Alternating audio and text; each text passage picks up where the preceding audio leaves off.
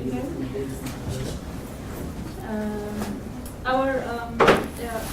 I'm Maryam Abbas. I'm a PhD student, third year in this university. Our third panel will be in a form of debate,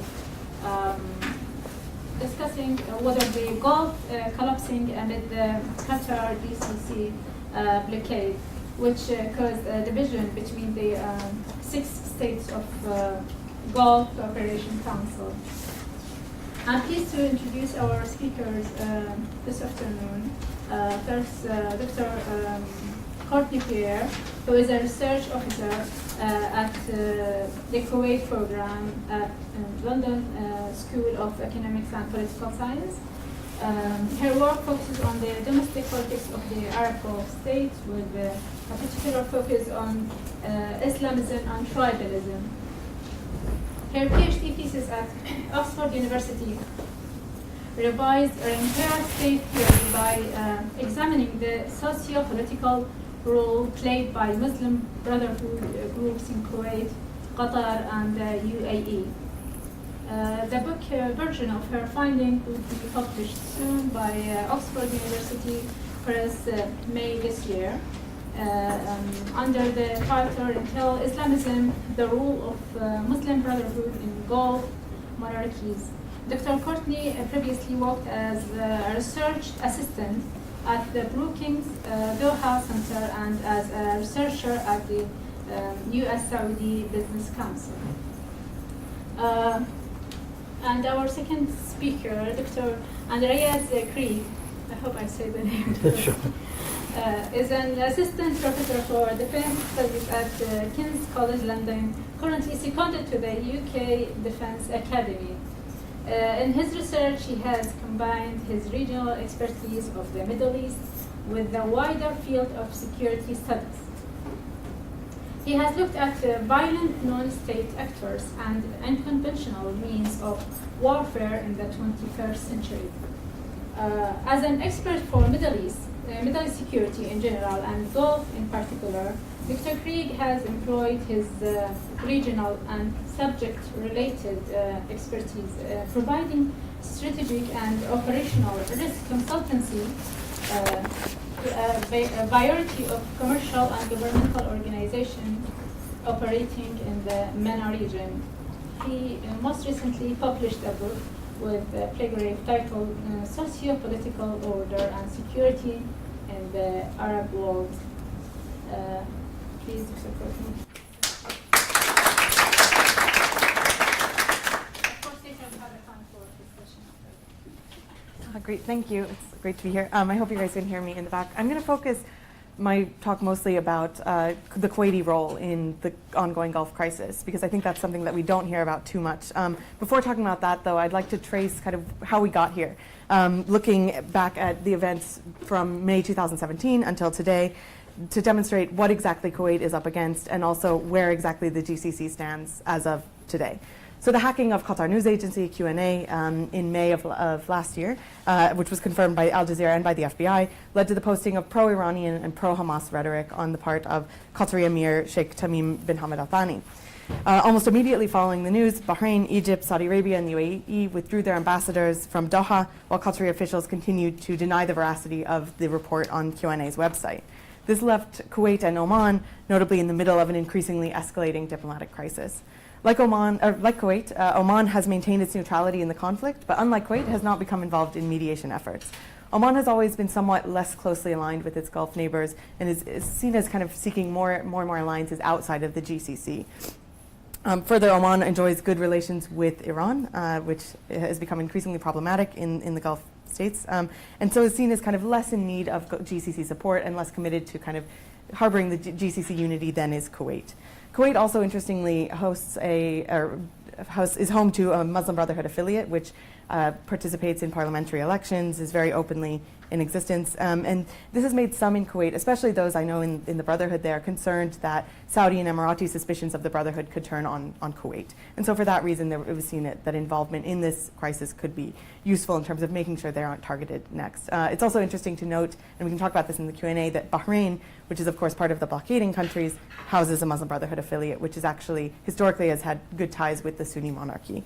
In any case, Kuwait did become involved in terms of mediation, yet not in terms of really picking a side.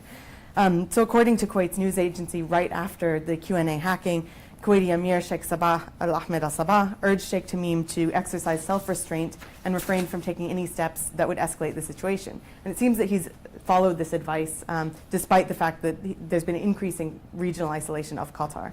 So as of August of last year, the main anti-Qatar quartet of Bahrain, Egypt, Saudi Arabia, and the UAE, in addition to the Comoros, Libya's eastern-based government, the Maldives, Mauritania, and the Hadi government of Yemen, broke off ties with Qatar on grounds that it was destabilizing the region through its support for terrorist organizations. Djibouti, Jordan, and Niger also downgraded relations with Qatar. The involved Gulf states, of course, took this one step farther, also suspending air, land, and sea links and demanding the return of their citizens out of Qatar within a 14-day period, and also demanding demanding their citizens out of Qatar and Qataris out of their own countries. The UAE and Saudi Arabia even imposed the blockade of exports to import-dependent Qatar, and Qatar was forced to respond by ramping up trade relations, particularly with Iran and Turkey, especially for kind of food goods. Also, we saw the deployment of Turkish soldiers to a Turkish military base in Qatar as of December. This base had been agreed upon back in 2014, but this was the first kind of troop movement we saw. So while ambassadors from Bahrain, Saudi Arabia, and the UAE were also withdrawn over the course of the last GCC row in 2014, we didn't see nearly this other amount of escalation in terms of a complete blockade. We also did see similar language about Qatar's support of certain Islamist groups without necessarily evidence to that effect. One signal of how extreme the crisis has become is the fact that shortly after the blockade was imposed, expressions of sympathy for Qatar, however that's defined, became criminalized in the UAE on the penalty of a fine and/or imprisonment of between 3 and 15 years. Bahrain issued similar legislation with a penalty of up to 5 years in prison, meaning that any and all coverage of the crisis in those states is necessarily one-sided. And I think this really has played a role in getting publics involved on the side of their governments and getting them involved in kind of an emotional way. In the midst of escalation, however, mediation efforts did begin early on in June. And so on the 22nd of June, the quartet presented a list of 13 demands. They were leaked as of 23rd of June and included a lot. The highlights were that Qatar needed to curb its diplomatic ties with Iran, sever all links to terrorist organizations and figures, and any funding to terrorist groups, shut down Al Jazeera, close the Turkish military base in Qatar, and sever military ties with Turkey generally. Somewhat ironically, end interference into other countries' internal affairs, pay reparations for the loss of life caused by Qatari foreign policies, and generally align with other Arab states in terms of military, social, political, and economic priorities. All of this was meant to be agreed upon within 10 days. So it was quite a big ask. Unsurprisingly, the demands were rejected. Then U.S. Secretary of State Rex Tillerson even kind of admitted that some of the demands were a bit extreme, stressing that conditions needed to be, in his words, reasonable and actionable. Nonetheless, it was still put back in the Kuwaiti hands to help to mediate further. After a meeting of the quartet in Cairo, the bloc decided that it no longer required compliance to the 13 demands, but instead to 6 broad principles, which are basically the same as the demands. Combating terrorism, prohibiting acts of incitement, commitment to the Riyadh Agreement of 2013, commitment to all outcomes of the May 2017 Arab Islamic U.S. Summit, ending interference in the internal affairs of states, and confronting all terrorism and extremism. So quite similar, but vaguer. Nonetheless, Qatar did not accede to any of these demands or principles, and it seems, it's hard to tell now, but it seems that, and I wonder what Andreas says about this, that it seems that these demands seem to be the starting point now for negotiations, that we haven't really moved beyond that. In any case, also the quartet, as part of its campaign to malign Qatar as supporting terrorism, has released a couple of different lists of organizations and people whom they say have links to Qatar as part of a terrorist list. This was first released in June and then expanded in July and November, with bringing the total to 79 individuals and 23 organizations, but without really a rationale behind how these were chosen. In an effort to kind of assuage fears that it wasn't fighting terrorism, Qatar did sign a memorandum of understanding with the U.S. About combating terrorism, and this, I think, actually led to a big change in the mind of President Trump, who last summer decried Qatar as a sponsor of terrorism, and just, I believe it was last week, praised Sheikh Tamim for taking action to counter extremism in kind of all ways. So that's a pretty big change. Aside from making the demands of Qatar focused on fighting terrorism, the quartet has also tried to present via media alternate Qatari leaders from within the Al Thani ruling family. So Egyptian and Emirati press first touted Sheikh Saud bin Nasser Al Thani as the leading opposition figure in Qatar. Then it was Sheikh Abdulaziz bin Khalifa, uncle of the current emir, and then Sheikh Abdullah bin Ali Al Thani. And now it seems most recently that Sultan bin Suhaim Al Thani is being presented as an alternative to Sheikh Tamim. Aside from this, you had the quartet's affiliated conference in September in London that was meant to be a gathering of Qatari opposition. So you have this agitation on the outside to kind of affect regime change, I'd say, inside of Qatar. So where does this leave Kuwait? It's difficult position to be in. Kuwaiti foreign policy, I'd say, has always been markedly pragmatic and long-termist, where its neighbors have not necessarily. It's been focused primarily on mitigating risk rather than taking sides, and it's kind of a zero problems with neighbors type of foreign policy. And I think this is largely due to its rather recent experience with invasion and occupation in 1990 to 91. Certainly, I'd say that experience has framed Kuwait's approach to the current crisis as well as to the previous crisis, which it helped negotiate in 2014. So I think its primary strategy is to maintain its role as a cautious but effective mediator, enjoying international and crucially American support for this kind of role. The role of mediator, of course, is not new to Kuwait. It's been doing this for centuries. So since dating back to the 30s, Kuwaiti leaders have worked with governments including Bahrain, Egypt, Jordan, Lebanon, Libya, Oman, Qatar, Saudi Arabia, and North-South Yemen to help resolve issues ranging from territorial disputes, war, and diplomatic growth. And in fact, as I mentioned, in the 9-month-long GCC rift in 2014, it was Kuwait that again remained neutral and successfully brokered talks that eventually led to the return to Doha of ambassadors from Bahrain, Saudi Arabia, and the UAE. The Emir Sheikh Sabah al-Sabah is also particularly well placed as a regional mediator, since he was actually the foreign minister from 1963 to 2003 before becoming prime minister and then emir. So he has a lot of experience in this field. What's interesting, though, is to look at how much mediation Kuwait has done outside of the GCC versus what has been done within that framework. And I think this is something we can talk about further. It's kind of what is the utility of a regional kind of government when there's not any trust really within among the partners there. Nonetheless, I think that the Kuwaitis are very much committed to the GCC and see the American security umbrella alongside the GCC as critical components for ensuring its safety and its survival, which were, of course, threatened not that long ago with the Iraqi invasion. And of course, the GCC was itself kind of an initiative of the former Kuwaiti emir, Sheikh Jaber, and so it's quite personal to Kuwait. So I think it's unlikely that the GCC will be just completely discarded. I think that when we look at Kuwaiti foreign policy, it's also important to note that Kuwait has not had problems with Qatar or with other neighbors in the Gulf. In fact, some of the complaints about Al Jazeera have been echoed within Kuwait for years. Al Jazeera in Kuwait was widely seen as pro-Saddam Hussein. It's been shut down several times. In 1999 was the first time for having broadcast programs that were considered to insult the emir at the time. In 2002, Al Jazeera was shut down again because it was seen as hostile to Kuwait. It was shut from 2002 until 2005. Again, it was shut down in December 2010 after showing images of a contentious police crackdown in a suburb of Kuwait City. The coverage of protests in 2011 in Kuwait by Al Jazeera was also seen within Kuwait as overly critical of the government. And there's even some conspiracy theories within Kuwait or within certain circles in Kuwait that Qatar pays opposition leadership inside of Kuwait, which I haven't seen any evidence to that effect, but the fact that rhetoric exists is noteworthy. And it's impressive, I think, that Kuwait has maintained its neutrality despite this kind of strained history with Jazeera in particular.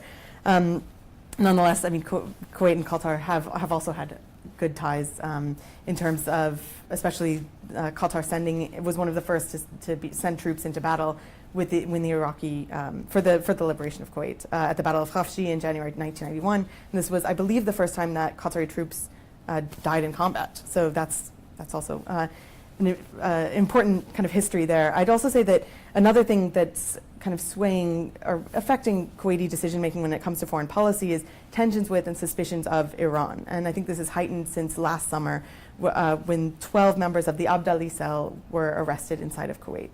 This cell implicated 25 Kuwaitis and 1 Iranian in the storing of arms, ammunition, and explosives in northern Kuwait. And this was discovered initially in 2015, but the arrests were very publicized last summer. This event, of course, heightened concern about Iranian-linked Shia militias coming across the border from Iraq. And so the isolation of Iran as favored by Saudi Arabia could hold some appeal for Kuwait in this type of an atmosphere. Nonetheless, we still see Kuwait taking a middle path when it comes to the Gulf crisis. Indeed, the Kuwaiti Emir has repeatedly, in statements since the crisis began, talked about the importance of GCC unity. In September, he said that some of the quartet demands had been unrealistic because anything that affects sovereignty is considered unacceptable. He also, surprisingly, back in September, said that what's important is that we have stopped any military action, intimating that perhaps there had been potential military movement, but this is something that both sides have said was not in the works. Nonetheless, the fact that he said that, it shows that there is this kind of worry about further escalation. And I'd say that in December at the GCC summit, which was hosted by Kuwait, there was some hope for rapprochement. But Sheikh Sabah of Kuwait and Sheikh Tamim of Qatar were the only heads of state in attendance from the 6 member states of the GCC. The 3 blockading Gulf states purposely sent lower-level delegates due to their objections of kind of Qatari participation. The 2-day summit, unsurprisingly, ended early within the first day due to disagreements and general dysfunction, I guess. The summit also notably took place a week after Saudi Arabia and the UAE signed a new economic and military partnership, suggesting that perhaps this country's alliance is getting stronger at the expense of GCC authority. After the failed GCC meeting, Sheikh Sabah has suggested that there might need to be some kind of change to the GCC system, but it's unclear what that would be. I've heard that there is a dispute resolution mechanism within the GCC, but that doesn't seem to have been triggered at all through this crisis, or even in the 2014 crisis. Nonetheless, I think that all the statements of the Kuwaiti Emir are basically about the unity of the GCC. In his words, he says, what we have in common is that we will never be affected by dispute. We see it as temporary, however long it lasts. The latest developments this year, however, have involved a lot of, okay, yeah, sure. Have involved changes in events rather than a change in terms of rhetoric or movement towards a solution. I guess the most recent development we've seen are reports that about Saudi intentions to convert Qatar into an island, by building a canal along the border, and according to some reports, dump nuclear waste in that canal. So it seems that because this crisis has just become more and more public and more entrenched, and so in that situation, it will be difficult for either side to back down, and even more difficult, I'd say, for Kuwait to revive the GCC in a way that it can moderate this crisis successfully. So I'll stop there.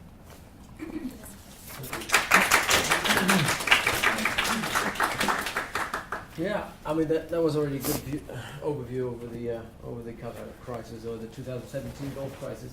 I'm not going to go back into what happened. What I was intending to talk about initially was more about the underlying root causes that not only divide the Gulf but divide the Arab world, because this conference was supposed to be about understanding the MENA region, understanding divisions after the Arab Spring. And we could spend a whole semester talking about the Gulf crisis, or even we could make a masters of Gulf crisis if you want, and we have loads of things to talk about. So, I mean, there are definitely interest-based conflicts at hand here, interests about control of Qatar, which go back into very, very long in history. But, I don't want to touch upon this. We can talk about conflicts over relationships and people that are involved in this crisis, between different families, particularly between different royal families. But I think at the root cause of the current crisis and the crisis of 2014, apart from all these issues to do with control and controlling Qatar and trying to get control of Qatari sovereignty, I think is a conflict over narratives and values and ideology. And this is a fundamental value-loaded conflict that divides the Arab world as it stands today. The question of, do we want a region that is governed by the people, or do we want a region that is governed by regimes? And I think this is the fundamental question of people's securities versus regime security.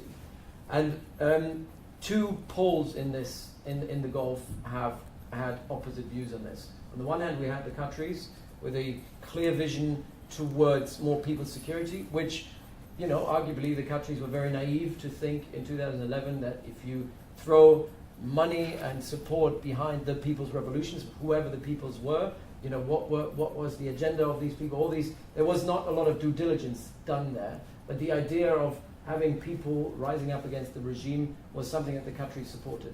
That in itself was the fundamental problem for the UAE, and in particular for Mohammed bin Zayed, who is the crown prince and de facto ruler of the United Arab Emirates. So what we see going head to head here is a war over narrative of what constitutes terrorism, what constitutes liberalism, what constitutes democracy, if you will, in the Arab world. And that's something that is not unique to the GCC, and it's also not limited to the GCC. It's something that we see working out in Libya right now with Haftar potentially dead. We'll see what's going to come out of that. We see that in Iraq. We see that in Syria, definitely in Palestine. We see that across the board of the Arab world. So let me talk first about the Qatari experience in a way.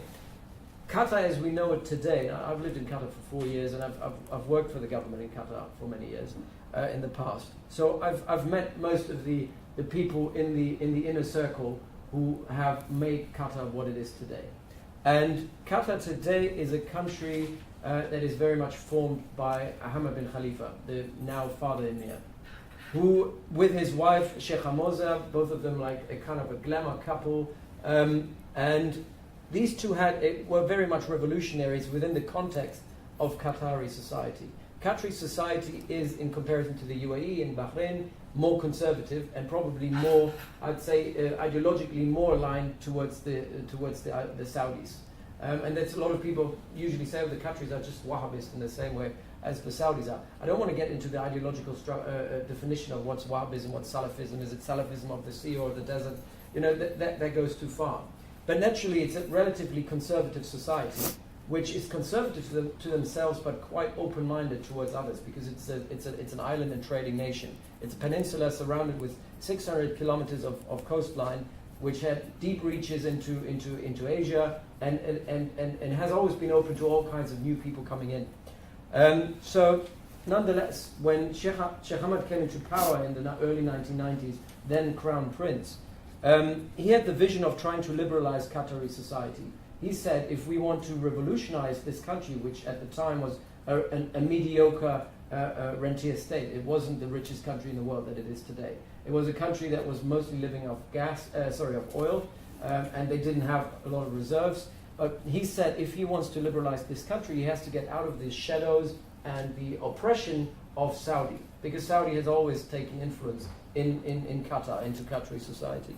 And a way to do this was to emancipate Qatar and the Qatari people from the ultra-conservative links of not just the Al Sauds, but particularly the ulama in Saudi Arabia. So liberal education was something that very early on was introduced and was promoted, very much with a lot of opposition internally. Freedom of speech, Al Jazeera being established in 1996, very much challenged anything anybody ever knew about freedom of speech in this part of the world, not just the GCC, but the Arab world in general. And it was all about, cultivating more moderate approaches to Islam, allowing different voices to be heard. The idea that we have of Al Jazeera today, that their motto of saying the voice for the voiceless, was always about giving people a voice who naturally would never appear on television elsewhere. So challenging the natural, the traditional line of the regime. That was Al Jazeera in itself already revolutionary. And Qatar's raison d'etat, if you will, after Sheikh Hamad, was one that was based on the legacy, what Qataris are talking about, the Kaaba al-Madiyum.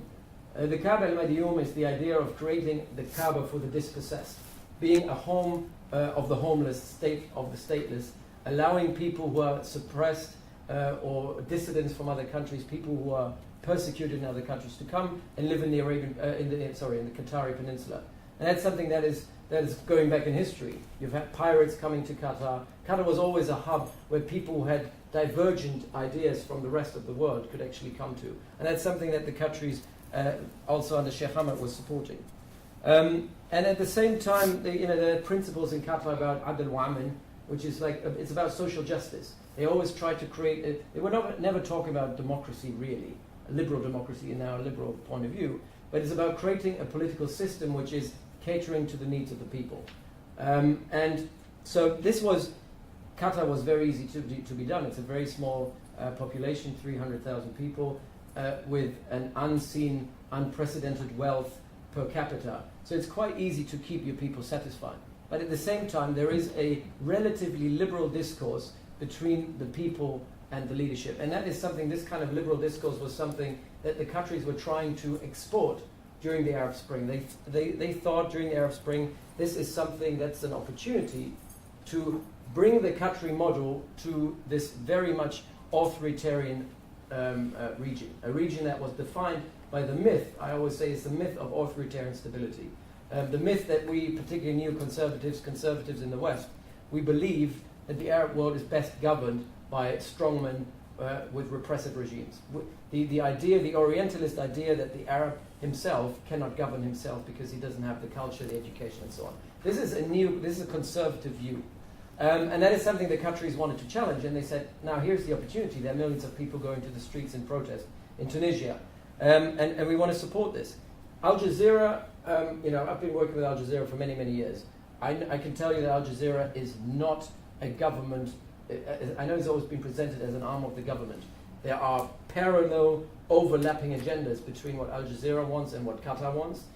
And then I've got a lot of anecdotes where the government was trying to interfere in the broadcasting of Al Jazeera and were actually repelled, especially by Al Jazeera English, and said, we don't want this kind of interference. But Al Jazeera was, because Voice of the Voiceless very much is an extension of the narrative of Qatar, and in that way was also used in Tunisia, Libya, and across the Arab world during the Arab Spring in presenting the other view. Qatar was, in 2011, it was all about enthusiasm. It's like, oh my God, everything is breaking out. We have to support opposition forces. There were no natural opposition forces in the Arab world. They didn't exist. The only natural opposition forces in the Arab world were Islamist groups, most of them linked to the Ikhwan and the Muslim Brotherhood. So, of course, there were a lot of Muslim brothers living in Qatar at the time, because they have been the natural dispossessed and disenfranchised people and suppressed people of the Arab world, and they came to all these different GCC countries, not just to Qatar. But they were very much accepted to stay in Qatar and do whatever they want, because Qatar was never, had the luxury of never being susceptible to their narrative. Qataris always would never fall into the bracket of having the weakness of being somewhat enticed by the narrative of the Muslim Brotherhood, because it wasn't applicable to that society, that small society. It's a luxury that Bahrain, Saudi, UAE don't have, because there are socioeconomic divisions within these countries that the Muslim Brotherhood could actually feed off. That's something that the Qataris never had, so they were quite liberal in supporting them. Now, for the UAE, and this is the other pole in this crisis, and I would say, don't look too much at Saudi Arabia. The root cause of any solution also to the GCC crisis lies in Abu Dhabi. It doesn't lie in Riyadh. Eventually, if you want, you have to convince the Al Nahyans, the royal family of Abu Dhabi, that something needs to be changed about the current Gulf crisis in order to get a solution. The Emirati project is one which is almost a mirror image of Qatar. It's 180 degrees from Qatar. So at the same time when Sheikh Hamad came to power in the early 1990s in Qatar, we have another guy rising through the ranks of the military in the UAE, and that was Sheikh Mohammed bin Zayed. Mohammed bin Zayed is a man who is driven by personal paranoias. It's someone who thought, if we want to create a strong government, we need to have that needs to be centrally planned. I don't want discourse between the people. I don't want consensual interaction and discourse between the governed and the governor. I want to have a top-down, centralized, fierce state, a strong state. He believes in strong state. As such, he hates non-state actors. The idea of non-state actors being empowered, especially Islamist non-state actors, is for him the worst possible solution to any of the problems in the Arab world. So the neighbor Qatar during the Arab Spring was doing exactly that, empowering opposition forces, dissident forces, of which many were within the spectrum of political Islam, which for the UAE is an absolute problem, also because they have some internal rifts. They have their own experience with Al-Islah, which is something that Courtney can probably better talk about. But we can't really go into detail of that. But what Mohammed bin Zayed was trying to create in the UAE is a mukhabarat state. It's a police state that's very centralized. There is it's, you know, we talk always about CCTV in London. The way that the Emirati state has a direct way into the privacy of everybody coming to that country, not just people living there, even to people who come to Dubai, are on the radar of the UAE intelligence services. Everybody is as transparent as they can possibly be. So Westerners who go to Dubai think, oh, that's a very liberal place because I can eat pork, I can drink alcohol, I can party, I can wear my bikini. So that's not the kind of liberalism we're talking about. It is socially liberal, it's politically very restrictive. And it's also to do with the fact that the Mukhabarat state, the police state that was built in the UAE, was built using people from Egypt. They have very much, the intelligence services in the UAE were built by officers from Egypt. They've basically taken with them the same Islamist paranoias that have been prevalent in Egypt already since Nasser's day, and exported them into the UAE's security sector. So we've seen the same kind of narratives and the same kind of fears about political Islam in the UAE that we see already in Egypt. And for someone like Mohammed bin Zayed, the Arab Spring was not an opportunity. The Arab Spring was framed as a fundamental threat to state security. They look at the Arab Spring as dissidence leading to chaos, chaos leading to insurgency, insurgency leading to terrorism. And the way they have framed political activism and civil societal activism is giving it the terrorism label. The way the terrorism label has been used by a very, very successful, I have to say, very successful campaign by the Egyptians, by the Emiratis over the last at least 4 years, and maybe even longer, since 2011, in the West, is to basically propagate an agenda that stigmatizes any form of political Islam and any form of political activism as terrorism. So there was even an agenda in this country in trying to get conservatives in this country to label the Muslim Brotherhood in this country as a terrorist organization. So there was a lot of funding, millions and millions of dollars spent over the last couple of years, especially in Washington, in trying to shape that perception. That's all in the public sphere now. Otaiba, the very infamous ambassador of the UAE in Washington, was very, very good at that. He had loads of funding available to him, trying to shape conservatives and neoconservatives in the US, particularly Republicans, and prepare the ground for action against Qatar. The idea was, since 2014, is we need to roll back the achievements of the Arab Spring. And the first counter-revolution that we've seen was the one in Egypt. Al-Sisi is the absolute poster child of the counter-revolution of the Arab Spring. He's probably one of the most authoritarian leaders that we have in the region today. He's in many ways worse than what we had under the Mubarak era. If you look at Human Rights Watch, if you look at all the other NGOs that are looking into human rights abuses, what's happening in Egypt today with hundreds of thousands of people disappearing, people being imprisoned, people being killed, people being on death row, this is something we haven't had under the previous regime. And all this is being justified by security. And that's a narrative that we see in neoconservative circles. They basically give you the choice between liberalism and security. And they look at the Arab Spring and the Arab world in general and say it's all insecurity because of liberalism. So what do you want? Do you want liberalism but live in chaos, or you want security but then you need repression? And that's the kind of choice that Arabs are being confronted with. And many Arabs today are saying we're fed up with years and years of chaos, and I'm happy to jump on the bandwagon of saying, okay, maybe we need a strong leader, someone who's repressive. I personally believe that this is an unsustainable solution, and that's what the Qataris believe as well. The Qataris believe that long-term stability in the Arab world will only, especially in the era of social media and the emancipation of the individual, we cannot put the genie back in the box. We can't go back to pre-2011 and just pretend that the people will just stay in their household and determine politics in the private sphere and not go back into the public sphere. This is not going to happen. So you have to engage with them constructively. And engagement constructively doesn't mean you go around imprisoning people or killing people. And that is the fundamental problem. And so what the Emiratis have done, so they've rolled back the achievements of the revolution in Egypt. They've done the same in Libya with funding Haftar, with a military operation, with circumventing the arms embargo and basically empowering the Libyans. They have done the same in Yemen. They have worked with Ali Abdullah Saleh, who's actually been, he was someone who had always natural ties with the UAE. He was last year in December he was shot dead after he basically broke an alliance. They've tried to do the same even early on in Syria. I've got evidence from people, and I've been working with the military in the Middle East for many, many years, not just in Qatar. I also do that here. And I have people, military officers who were in Syria in 2011, who've told me that the Assad regime was supplied by crowd control vehicles and hardware by the UAE regime.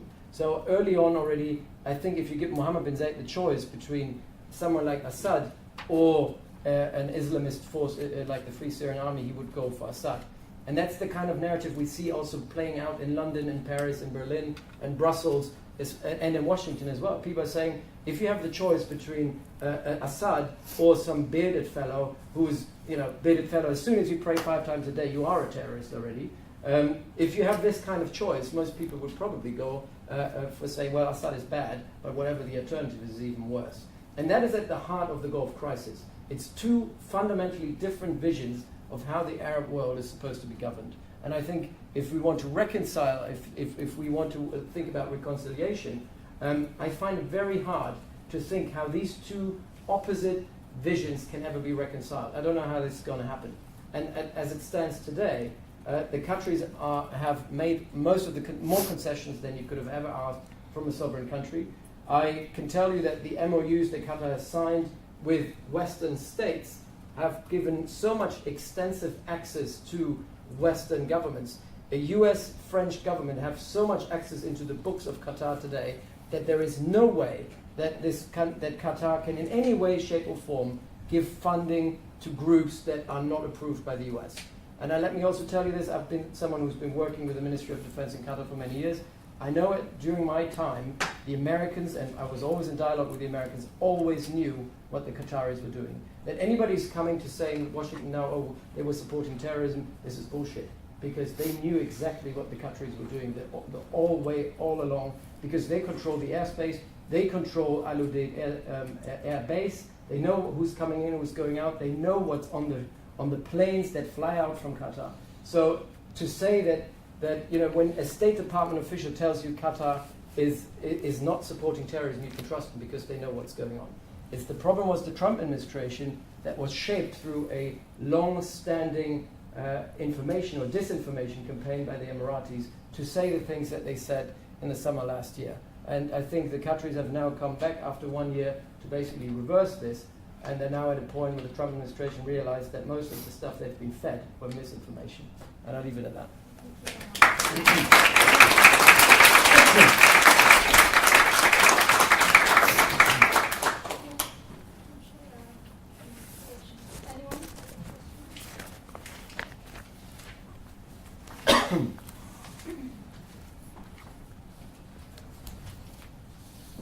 Do you have any responses to the racism?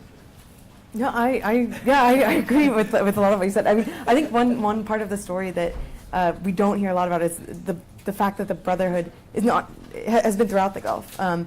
You had understaffed new states back in the 60s for Kuwait and then 70s. And there was a need for people to staff, especially education and judicial sectors. And a lot of these people came from Egypt. A lot of them came from Palestine and were leaning towards the Brotherhood. A lot of them came under Nasser, seeking refuge, did come to the Gulf. And so it's not just Qatar that has had members of the Brotherhood, as you said. And in fact, in the UAE, there was a member of Islah, which was an affiliate of the Brotherhood, who was the Minister of Education up until the 80s. So Qatar is not alone in terms of having Islamist influence. And I think that's often how it's read, when in fact there was always this influence. But yeah, very well said as always. So yeah.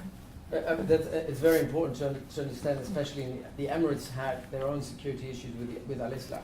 And I think it was even a member of the royal family of Sharjah who was involved as well, funding and being somewhat even an ideological supporter of the narrative of the Muslim Brotherhood.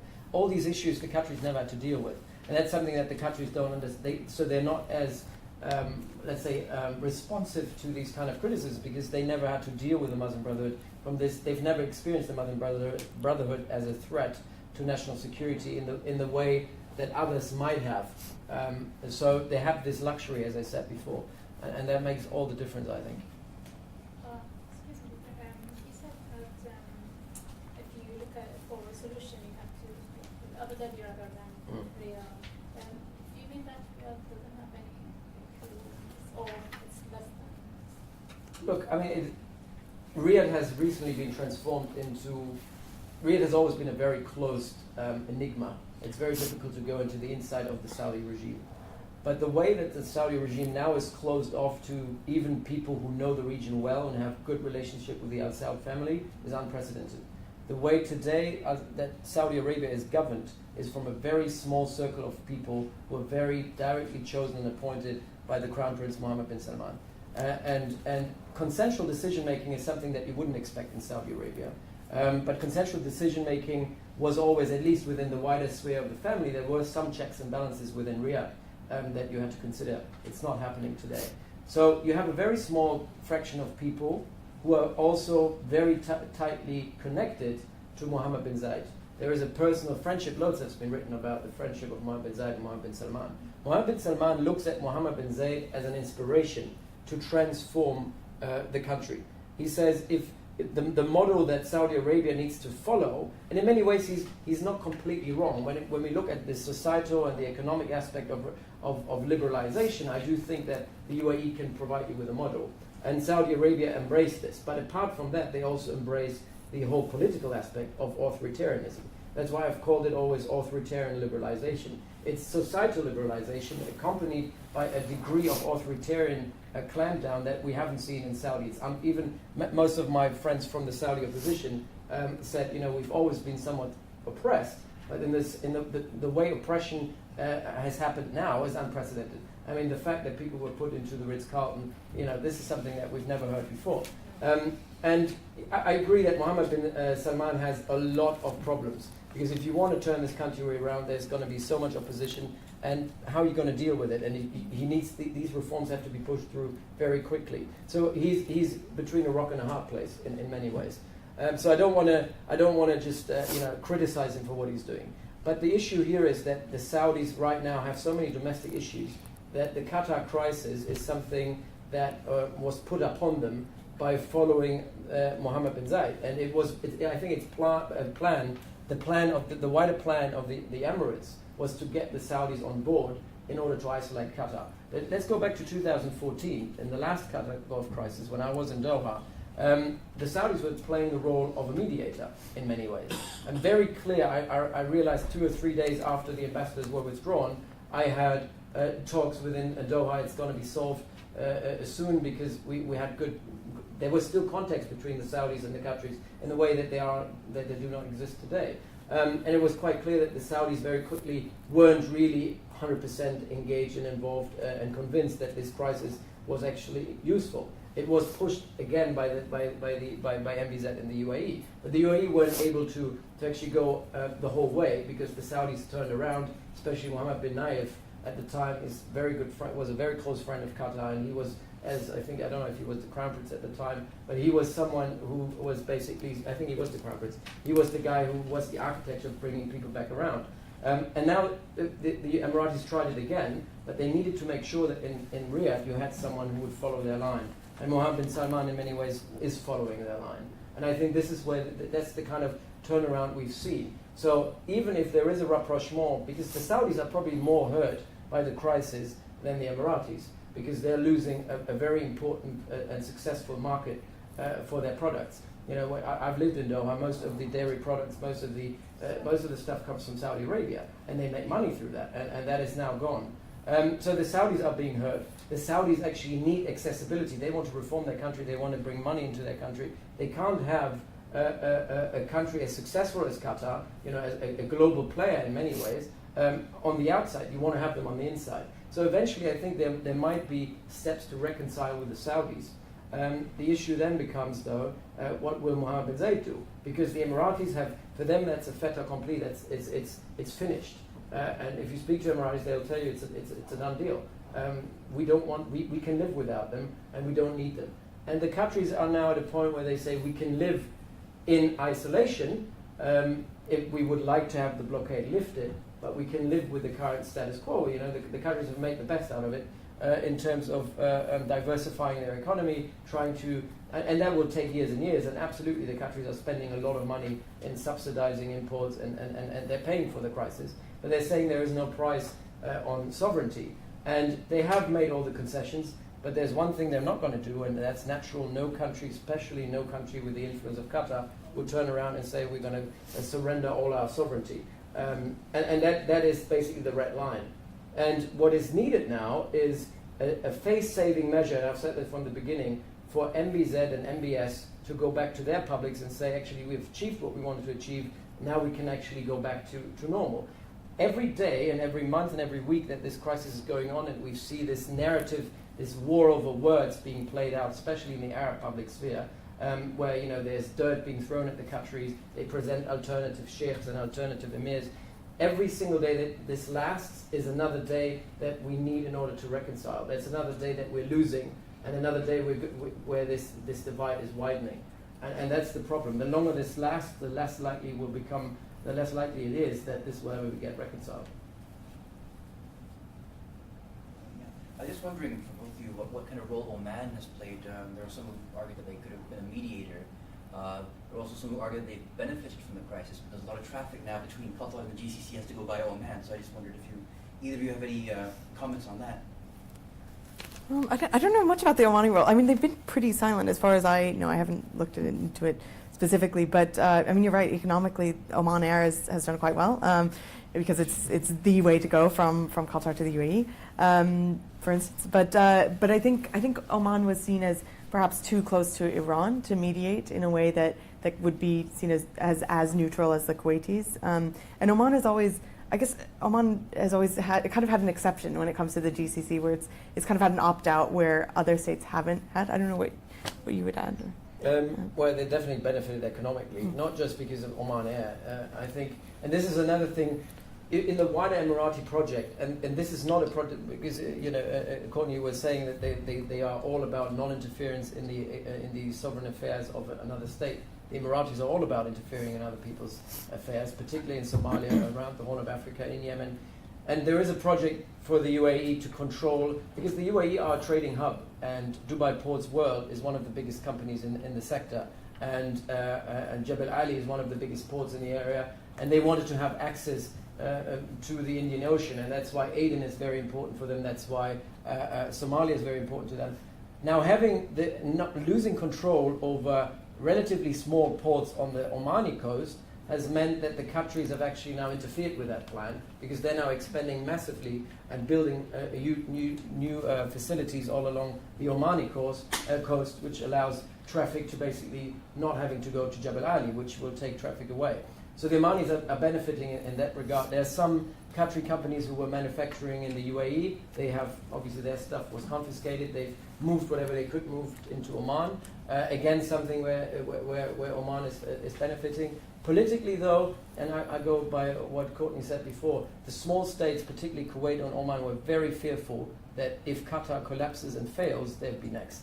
And we've seen the kind of bullying that we've seen from Saudi Arabia in the region is something that all of these small states of the region have experienced.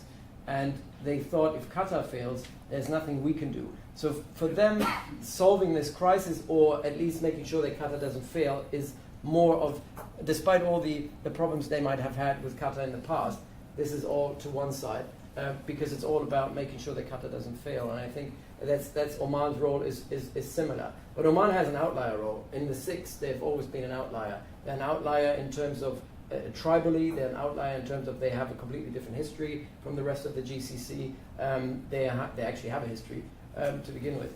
And they're a country that have, for example, had always issues with their ties to Iran, and they've always played that outsider role. And as you said, one of the issues on these demands during the crisis was relationship to Iran. Oman has a very close relationship with Iran, and they've always played this quite nicely, said this is our sovereign right to have different foreign and security policy towards Iran, and that was somewhat accepted, but always like cringe. People, the Saudis were cringing about it. They were like, we don't want that to happen, but they weren't able to change this. And now the Omanis said, great, we have another one on our side, And I do believe that the small states actually believe in the GCC and the Gulf Cooperation Council, same as Kuwait. The problem with that is, though, that the Emiratis and the Saudis taking one side and establishing their new alliance will undermine the integrity of the GCC. And I think it will degrade the GCC to another talking shop similar to the Arab Summit. The Arab Summit hasn't made any decisions since the 1980s. There's nothing. People meet, they talk about Palestine. Nobody's doing anything about Palestine, but there's a lot of talking there. And I think the GCC will be degraded. They'll have their little ministerial meetings, which don't make any difference to anyone. It has lost its value as an integrator that can actually. The number one thing the countries are talking about is, if the GCC exists, why have we not used the means and the channels available and the mechanisms available to do conflict resolution? The conflict should have been brought to the GCC, and there should have been a solution within the GCC. But the Saudi and Emirates said, we don't want that, because that means consensual decision making. We actually have to talk to the Omanis, we actually have to talk to the Kuwaitis, and we have to find a compromise. We don't want to compromise anymore. And that's, again, is NBZ's handwriting, no compromise. Please. Yeah. Thank you very much, both of you. I have a very simple question. Is the Gulf Cooperation Council going to survive within this situation? I think it might survive, but it might not matter if it does. I mean, it could exist as a shell of its former self, I guess. I mean, when you think about what the GCC has been able to accomplish in terms of aligning foreign policies with the Gulf states, it's not really much. I mean, it's been, I guess, a successful defensive alliance in the 80s during the Iran-Iraq War, in a sense. But since then, I mean, the very fact that a blockade against a member state was able to happen and was kind of decided upon outside of the body suggests that it didn't really have that much power in terms of foreign policy. So I would assume that there's no reason it would be dismantled per se, but I don't know how much clout it will continue to have. And I want to add another thing about the whole debate and rumors about military action. This is not just a blockade against Qatar. That was not the final purpose of what was done against Qatar. If you look at the way the Emiratis have strategically planned this escalation from 2014 until 2017, the way they've engaged with the Trump administration, they were trying to prepare the ground for taking further action. They were thinking, and with Trump coming out in the Rose Garden and actually saying, we need to deal with Qatar, what was actually a go-to, it was giving a green light to another operation. There was a military operation. I've been working for the Qatari Armed Forces. I know what the intelligence services are saying. There was a military plan. There's been a military plan for many years to invade Qatar. And I think the final solution of that kind of this escalatory strand was that eventually the emir was supposed to be overthrown. The Qataris were supposed to come to the streets and say, yes, great, finally Sheikh Tamim is gone because he said all these bad things. The entire hack of the Qatar news agency was supposed to kind of instill some sort of dissidence within the Qatari public. This was, I think, the final solution for Qatar was a military one, and actually overthrowing the regime, the Al-Thani regime, if you will, in Qatar. So something like this happening is absolutely unacceptable, and this is something that I personally could have never imagined within the GCC. When I arrived in the Gulf in 2012, I thought, these are all brothers, they're all the same, and they are. I mean, there's more that unites them than divides them. But it's not the people, it's the regimes that have tried to use that against each other. And this crisis is probably the first crisis where we've seen the people getting involved as well, getting dragged into this. Not voluntarily, necessarily.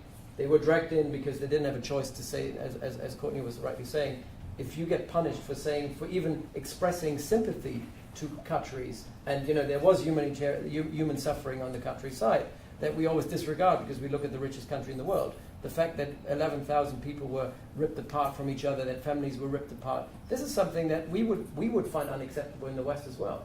And we just brush over this because it's like, they're all multimillionaires, who cares? This is how the Westerners are looking at it. But in reality, there was a human cost to it, and that we were very close to a military escalation, and that it's more of a blockade than this is an embargo if you look at the geography of the place. With all that happening, I could have never imagined in 2012 when I came to the Gulf that something like this is possible. So the Gulf Cooperation Council was always more than the European Union in many ways. It was holding together a group of Khalijis that I would say have a common identity. And this is the first time in 2017 that we work against this common identity. It's trying to rip this apart. And I think the crevice and divide that we see now within the GCC people is something that will take generations to actually heal. And that is the bigger problem of the whole thing.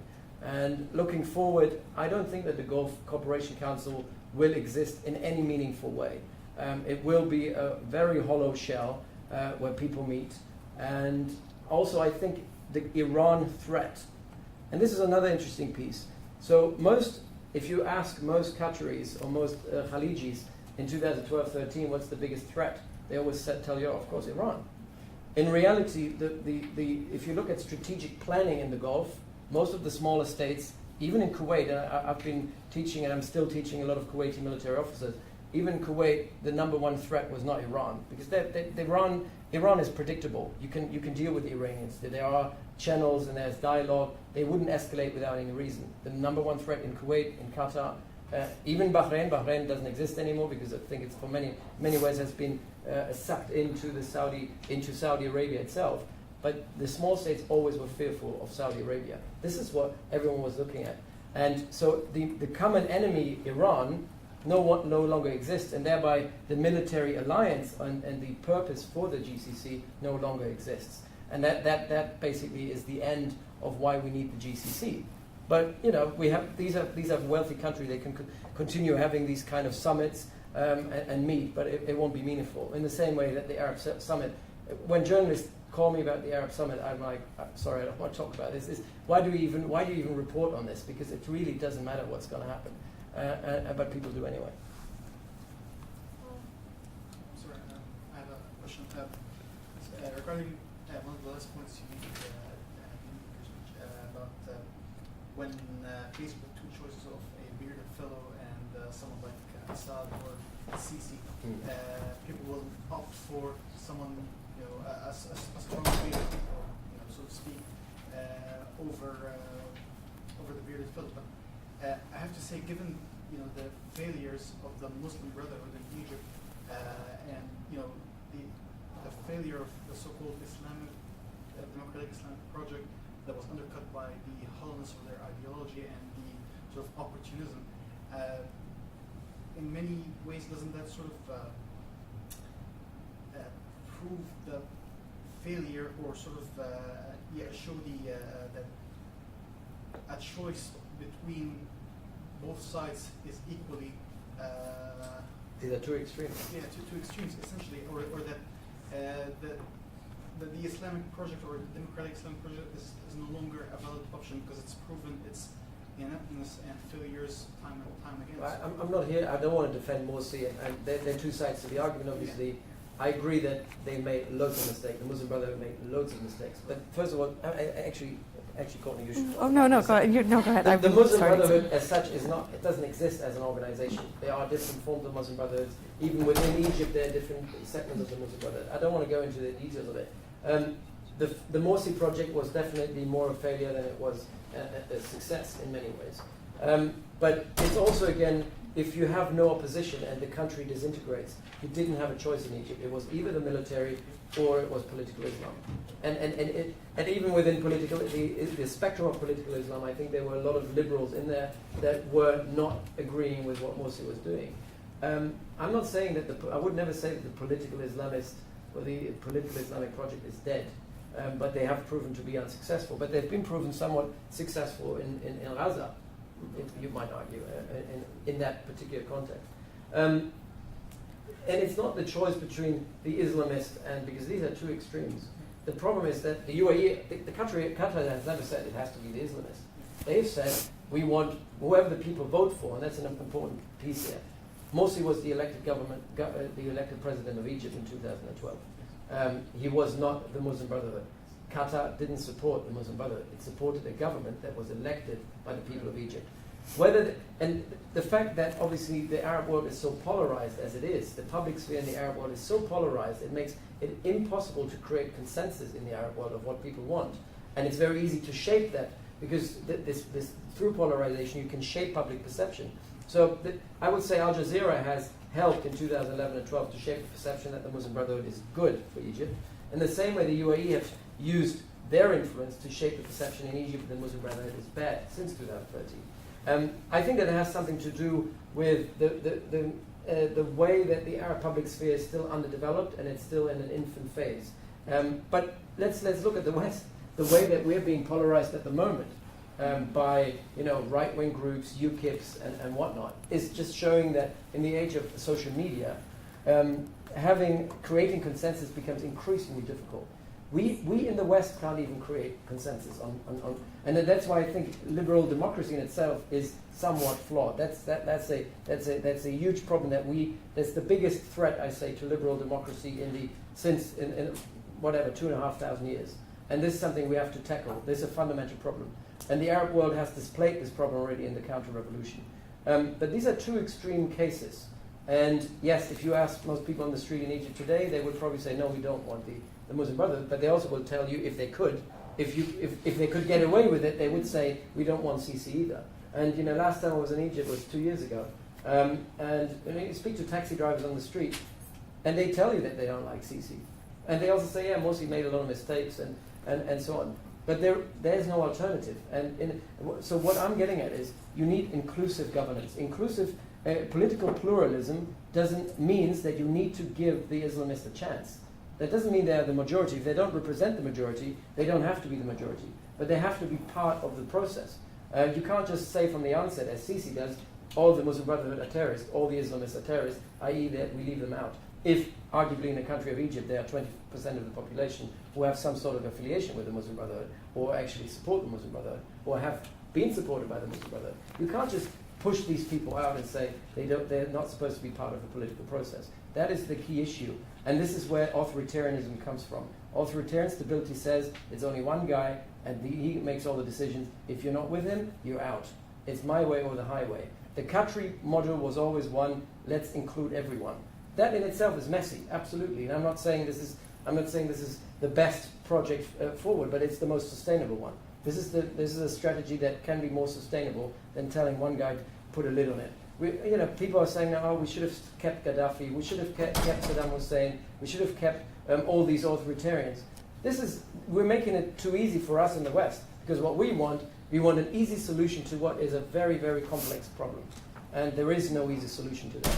And we need to probably realize that the Arab world is more complex and also the public sphere is more diversified than we want to accept. Because we think it's unipolar. It's like, oh yeah, these countries never had democracy, i.e. they don't have a public sphere, they only know authoritarianism, and the only other thing they know from authoritarianism is jihadism. So these are the only two options. That's how we in the West, that's our fault, the way that even our governments are looking at it. And I've spoken to people, I was in Paris 2 weeks ago and spoke to some people in the foreign ministry in Paris, and there seems to be increasingly a view also in Paris, where people are saying, well actually, if you're giving me the choice, probably the Arabs they're not ready to govern themselves. So Sisi's good, and Assad is also good. He at least allows for freedom of religion because you can go to church as well. Yeah. What kind of argument is that? But we have no strategy for the Middle East in the West. And I'm a Westerner, I have to look at it, and I have to try to shape a Western decision making. We need to develop a strategy that's sustainable with all partners on the ground. And all partners means, it doesn't matter if they're Shia, if they're Sunni, if they're Islamist, if they're secular, if they're liberal, even with someone who's a militarist authoritarian who believes in strongmanship, even this kind of guy needs to be brought to the table. And in Yemen, for example, the problem we're not getting out of this war is because the Emiratis and the Saudis refuse to speak to some of the people on the ground. Al-Islah in Yemen arguably has 40% of the people supporting them. It gives you a key to 40% of the people. It's the most important opposition force. They don't want to talk to them. And if they want to talk to them, then only on their conditions. They don't want to talk to the Houthis because they say, oh, they're all Iranian proxies. Well, they have received support from Iran, but they are a genuine Yemeni institution. Thank you very much. There's another one question. We're going to have to end it because we have our next. Okay. Oh, yeah. Well, thank you. All right. Thank you.